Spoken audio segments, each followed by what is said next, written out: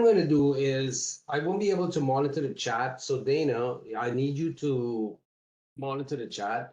I presented this seminar about a week ago, and it was done at the ASQ Greenland GCC, as we call it. It was done at that level across the entire region, as well as we had a lot of invited guests from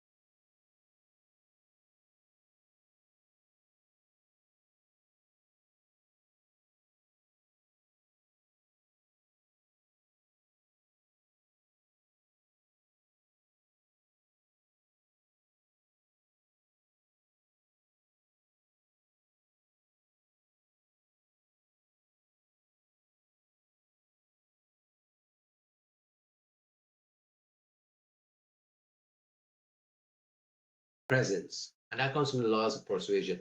How a person feels when they are in your presence, that is what makes them return. Whether it's in your personal relationship, whether it's at work, whether it's any aspect of your life, this is the key. And then you ask yourself again, what value can I give to others? Each one of us is unique. Each one of us is unique. So remember, we all can give value. Then, of course, you got to walk the talk. And I want to stress that, this uniqueness, whether you believe me or not, we cannot be made of the same, we are not made of the same rubber stamp. So I would like to talk a bit about Covey, Stephen Covey. And these are guys from about 20 years ago. I think he's passed away now. And there are two things that stuck with me. He talks about an abundance mentality. Having an abundance mentality. What does having an abundance mentality mean? It's the opposite of a scarcity mentality. Abundance mentality means that you go about life knowing that there is enough for each one of us. There is a job for each one of us. There is a profession, there is a career for each one of us. It is abundant. If you take scarcity mentality and you want to get competitive, then what do? You destroy your own self because you don't share, you don't give advice to others, you're always trying to backstab them. That's a scarcity mentality. You're always hoarding things because, oh yeah, you're gonna buy 50 pounds of potato and not 100 pounds of tomatoes because it might run out. This is scarcity mentality. Get out of it, have an abundance mentality, you will start to help. One of the things I learned in the ASQ by volunteering is that most of the people, not all, but most of the people that, interact and continue to interact with them, they have an abundance mentality. Every single one of them are volunteers and they're giving their time. They're giving their time for a higher purpose to help others. That's what they're doing. We're not getting any money out of it. We're not getting any jobs out of it. We're not networking. We cannot take this and put it on your resume and hope for the best. We become who we become. So have that abundant mentality. We are not made from the same mold. Diversity is what makes each one of us effective. When we're in a team cannot have the same type of people. If you look at DISC, D-I-S-C, go and research it if you have never used it. It talks about the different aspects of the team balance, what you need in a team to create an effective and a balanced team. I spent a little time on this slide, but it's very important. And of course, once you have a vision, this is something I used to preach back in 2010, 2011, and with most of my presentations, and I found it in the old presentation as well. Very apt. Vision, if you have a vision without action, have the vision and you have no action, it's like daydreaming. Action is more powerful than the vision. And if you act without having a vision, it becomes a nightmare. So if you just go out there and you start to do things, but you don't have a vision, because again, that Covey talk about Covey, he says, begin with the end in mind. Begin with the end in mind means that you have an end in mind. You can use many different things. You can set up goals, you can do, SMART goals and everything. Step 7, build a brand. When you build your brand, choose confidence. It's a scale from humility where you get very humble. And by being very humble, you think that is the right thing to do. And by being humble, you're no longer expressive, you're accepting too many things. And then it's the other end of the scale that you become arrogant. Arrogant. I know everything. Who are you to tell me this? Do not go to either extremes. Choose confidence in your brand. Whatever brand you come up with, stick to the middle. Choose authenticity. Be authentic. Build a trust. Hype destroys the brand. Hype, like, you come in and you talk about all kinds of things, you're creating hype. But you have to be authentic, who you are. Choose expertise. Do not present your opinions as expertise. I today am not presenting any opinion here as an expert. Again, what I'm sharing with you is bits and pieces from my failures, bits and pieces from my successes, things that I feel work, and it's up to you whether you want to trust me, or whether you want to experiment with it. This is what I'm doing here today. I don't have a, I'm not a psychologist. So, very good book to read. And I like to refer to books because, books are some things you can, summer's coming, go on a launch here and tap the summer there. The Artist's Way, spiritual path for higher creativity. Creativity is very important. It's not about becoming an artist. It's about journaling. It's about writing down your thoughts, you and you alone. You don't even have to write it in a legible language. You just write it. The next time you read it, you know what it says. But by writing, you're expressing. But anyway, I'm gonna leave it like that. You can feel free to explore the book and by Julia Cameron. The next step is you communicate your brand. You have to effectively communicate this brand now because you're walking the talk in all your interactions across all platforms, in meetings, in your social interactions, how you interact with people. It doesn't have to be that you have to be a good person. But if your brand is an entrepreneur or your brand is whatever it is, make sure it's consistent across the entire spectrum of things. All that you are and all that you do. You must have consistency in an email.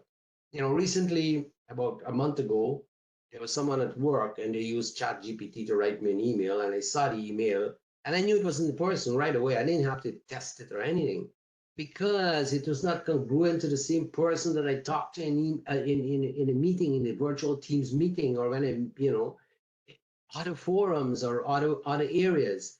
But they use ChatGPT to create an email and sound so nice, and I'm going, wow. So it's not congruent to who you are. You have to be consistent. When you pick up the phone and you're speaking to people, you have to be the same way that you are. As again, if you think branding yourself as being aggressive is cool, then go for that. If you think that's what's in the workplace, then go for it. But be consistent so people know exactly what you are and who you are. Your consistency will build trust. Each one of us, as I said, has our own unique print.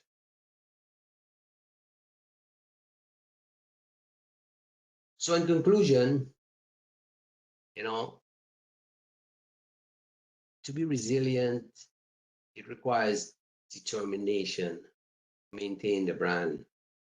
It's easy to come tumbling because especially, and I'm not talking about self-improvement, none of us are perfect. And in our brand, when we look at it, for example, many leadership roles, we look for patience. Patience is one of the key in the branding. So it's easy to come tumbling. You have to be persistent because it's a journey in your branding.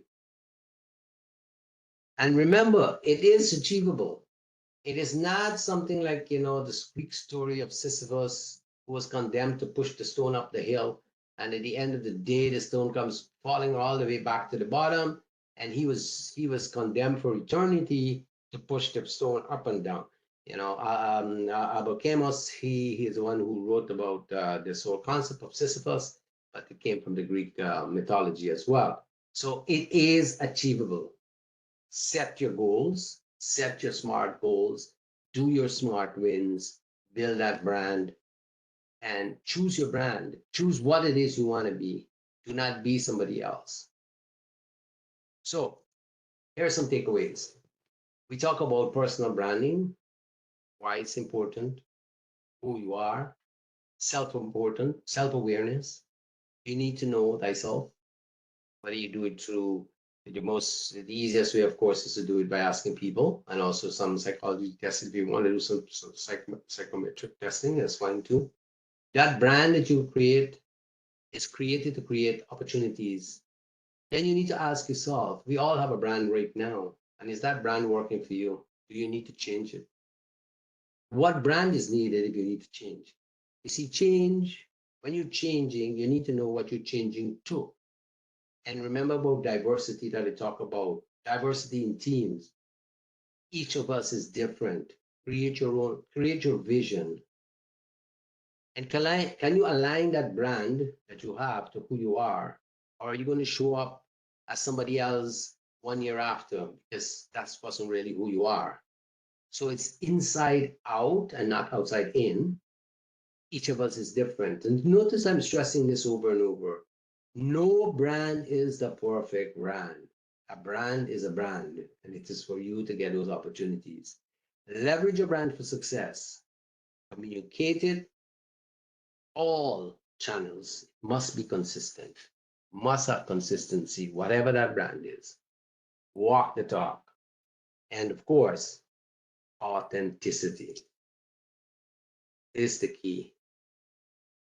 And through the ages, if you look, starting from Aristotle, he says that know yourself is the beginning of all wisdom. Look inside. Carl Jung, the last century, who looks outside dreams, who looks inside.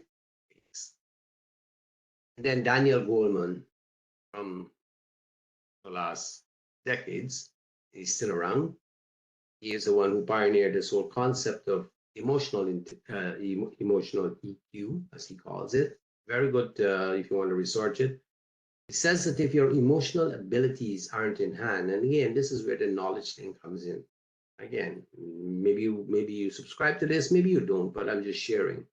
If you don't have self-awareness, if you're not able to manage your distressing emotions, if you cannot have empathy and have effective relationships, then no matter how smart you are, you're not going to get very far. And so with that, I'm going to end it. And if there are any questions or comments, please let me know. And, certainly would like to answer it. Dana, you could also be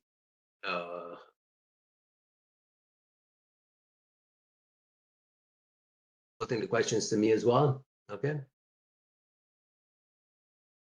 Because I have a problem trying to get the chat up, so. Yeah, there are a couple of comments. Excellent presentation, which increases morale. Powerful marketing ourselves, which is needed with the competition prevailing. Impressive. Thanks for sharing. I don't see any questions. Any specific questions? Any specific questions? You know, be more comments. No, Desmond, I'll have to ask you for a favor. If you could you please locate the polling questions? They should be on the file. Since you are host, I don't have the button anymore. Oh, now I have a problem because my my thing is not sharing. I don't know where all my buttons are. Okay, there is one more question for you, Desmond, from Krishna. Krishna is asking, can this lead to impression that we are boasting? And I think that Krishna spoke for a great many of us who were raised to be humble, and it's very hard to be upfront and kind of speak about us in all positive attributes. Yes. Well, you know, I would just say that, of course, I mean, do the self-improvement, but this topic was this topic was more about branding, right? And you know, when you sell, when you kid yourself not, we all sell, right? We all sell who we are. We all sell in every interaction. That's our value we're selling, right? We upsell. So you want to know what is good about you. It's not about ego. It's not about pumping ego. If you want to go and improve, improve. You have lots of self-improvement. You don't necessarily have to go to a formal course of improvement. Maybe you can go back to your, you know, your own personal cultural, you know, whatever it is you do, right? So I'm just saying that you don't have to. You don't have to like go to Tony Robbins or get some other course someplace, right? But I know Also, people, it's very controversial when they think about the fact that, well, how do I, should I brand myself? Should I be egotistical? It's nothing to do with egotistical. You're trying to find out what is it that you have that people value, and how can you leverage that? to create opportunities for yourself. That's what the key of this is all about. Also, there is one more there are multiple thank you notes and interesting topic comments, but also there is a comment from Michael saying that that we also need to continue to look for growth and improve our relevance in a rapidly changing world. Yes, and that's important. I mean, I think it's very important that you have to make yourself relevant. The word I use is relevant, right? You have to make yourself relevant. So many years ago, I also, about not many years ago, I'd say over the last 5 years, after Quality 4 came into play, and I was doing presentations in terms of Quality 4, and I said, okay, Quality 4, and in many of you who have done Quality 4 would know that Quality 4, we talk about people, processes, and technology, right? PPT. And Quality 4, it's about people first and foremost, and people working in robust processes, and you're leveraging technology. So that is what Quality 4 is. It's not about technology. Many people mistake, oh, Quality 4, we're going to have a lot of AI, we're going to have a lot of data, we're going to have data analysis and this and that. It is always about people working in robust processes, leveraging technology to find solutions. So that is what Quality 4 is. So when I started to do that, I started to realize that, yeah, people were attracted to the whole idea because it is what it, you have to stay relevant. Because if you go into the workplace today, after 30 years in quality, it's going to be different. I mean, even my 2+ decades or 25 years in this, when we started out with 9001 1994 version, we had some big honking binder. You could have put it as an anchor for a ship. It had this word for word and procedures and documents and all kinds of things, and you had the hierarchy of documentation from policy, procedure, work instruction, and records. It was a huge, and guess what? Nobody used to read it. It used to be sitting on the shelf gathering dust. And then you come down after 2.5 decades. So where quality is today, and the last version of 2015, and now in 2 years we're going to be putting out a new ISO 9001.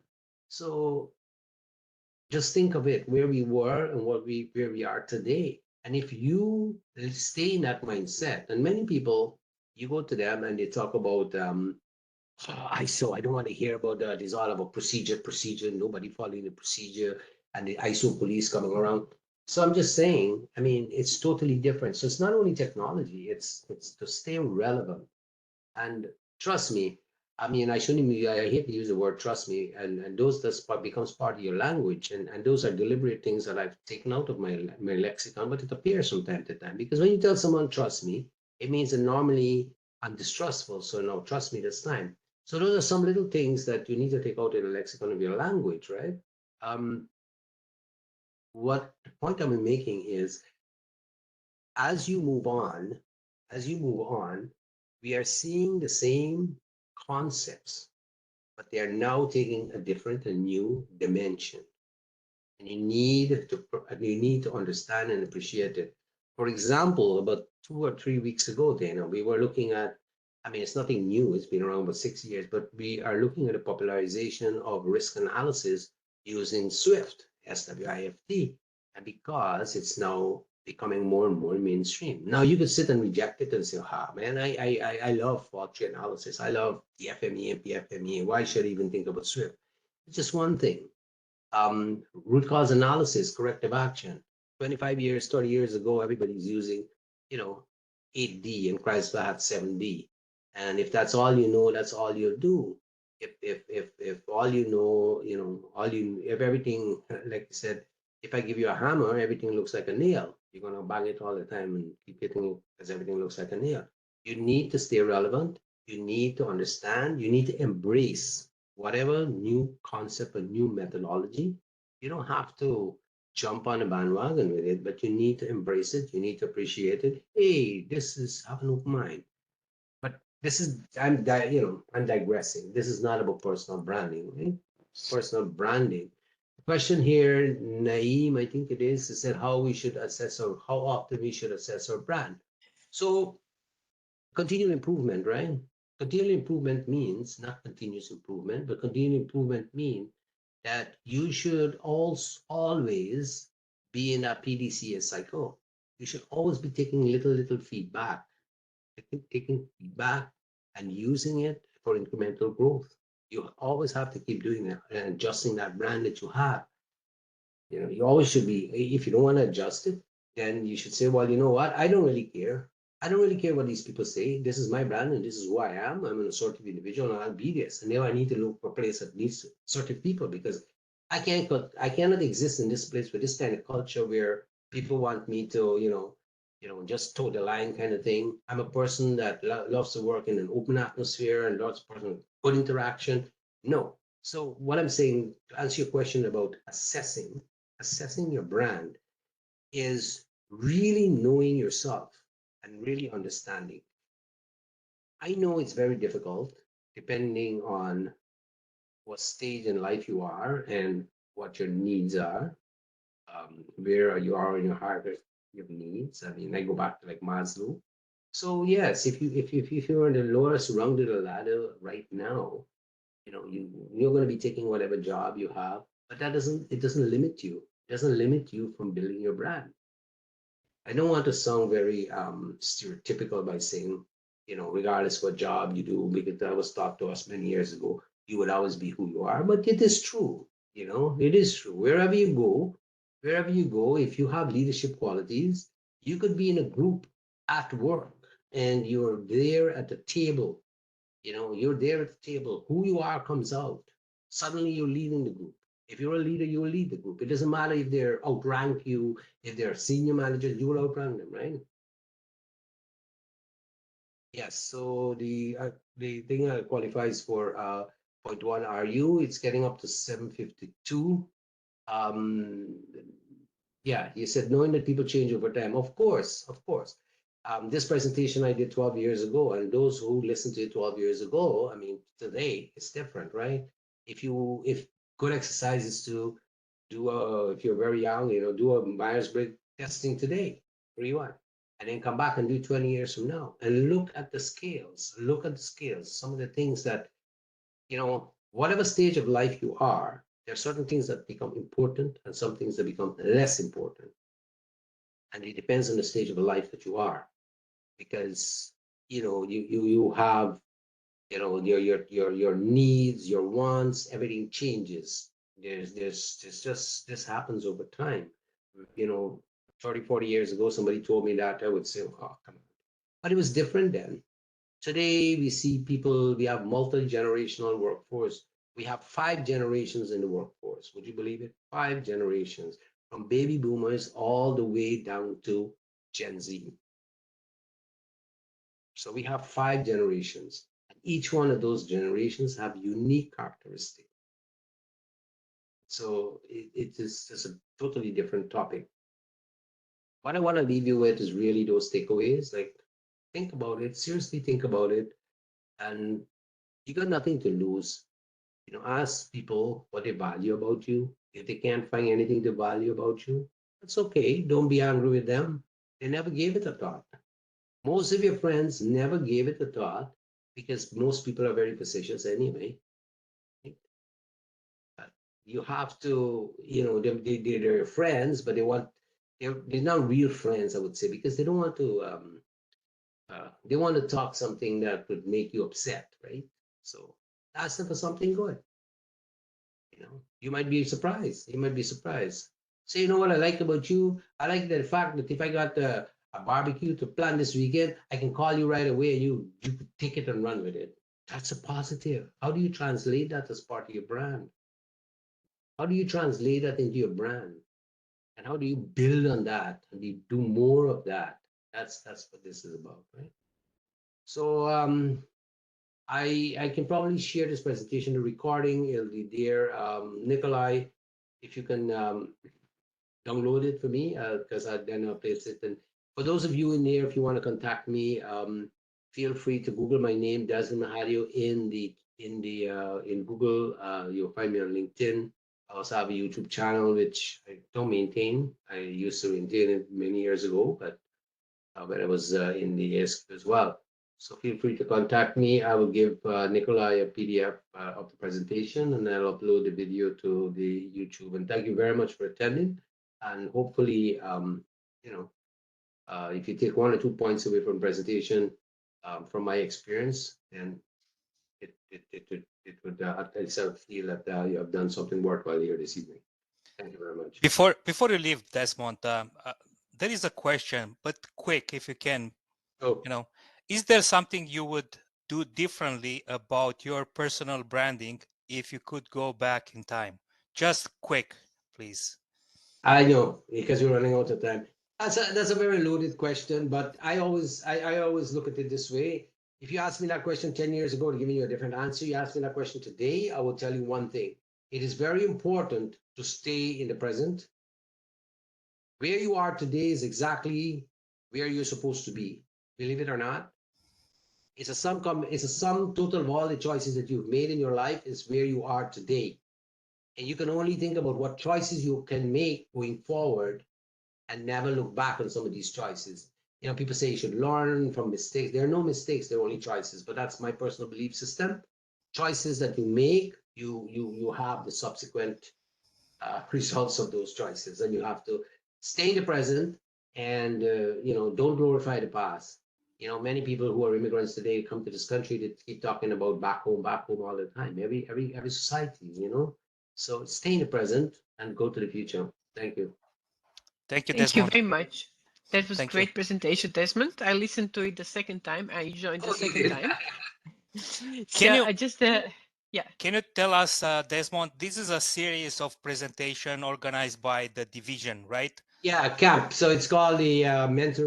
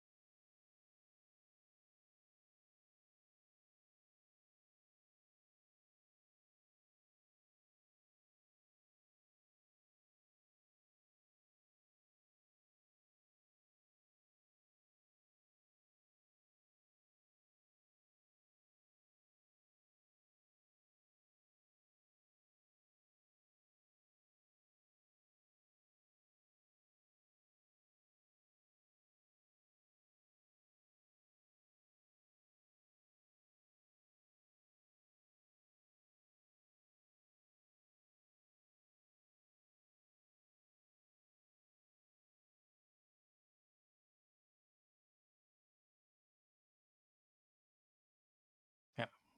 Thank you very much. Very, very nice. All right, thanks, guys. Thank you. Good night. Take care. Thank you. Same to you. Send me the link, okay, Nikolai? Yes. The video. All right.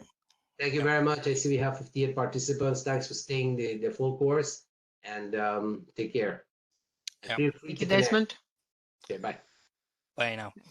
So for our audience, Engineer, senior member, ASQ member for over 25 years, also the member of ISO Technical Committee.